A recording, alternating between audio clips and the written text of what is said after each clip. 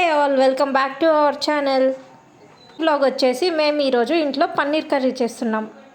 మా డాడీకి పన్నీర్ కర్రీ అయితే అస్సలు నచ్చదు. తను ఎలా చేసినా తినరు. అందుకే మేము ఈరోజు తనతో ఎలా అయినా తినిపించాలని కర్రీ చేస్తున్నాం. పన్నీర్ మనకి హార్డ్గా కాకుండా సాఫ్ట్గా రావాలంటే వాటర్లో ఇలా కాసేపు హీట్ చేసుకోవాలి. అప్పుడు చాలా సాఫ్ట్గా వస్తుంది. ఆ తర్వాత మీరు butter are ghee based on your requirement మీరు దాంట్లో ఫ్రై చేసుకోవచ్చు. చూద్దామా?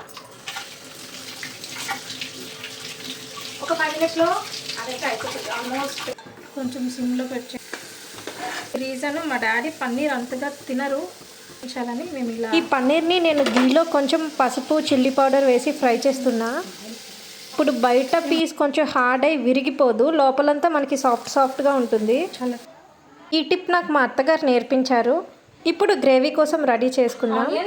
టమాటో ఇది స్పైస్ కొద్దిగా ఆనియన్ న్యాచురల్ గ్రేవీ లేకపోతే అలాగే గిన్నె అనిపించుకుంటాను. ఒక 5 minutes అవ్వని మొత్తం బాగా సిగ్గింది. ఇప్పుడు దీన్ని సో ఇది ఇలా మిక్సీ జార్లో తీసుకున్నాం. కర్రీ ఫుడ్ కలర్ లేకుండా కలర్ఫుల్గా రావాలనుకుంటే ఇలా మిక్సీ చేసినప్పుడు లైట్గా చిల్లీ పౌడర్ వేసుకున్నామంటే మంచి కలర్ వస్తుంది. మాకు ఓన్లీ పన్నీర్ అంటే అంతగా నచ్చదు. గ్రీన్ పీస్ కానీ మష్రూమ్ కానీ కాంబినేషన్లోనే కర్రీ చేస్తాం. ఒకసారి చికెన్ అండ్ మష్రూమ్ ట్రై చేసాం, చాలా బాగా వచ్చింది కర్రీ అయితే. మీలో కూడా ఎప్పుడైనా ఇలా ట్రై చేశారా?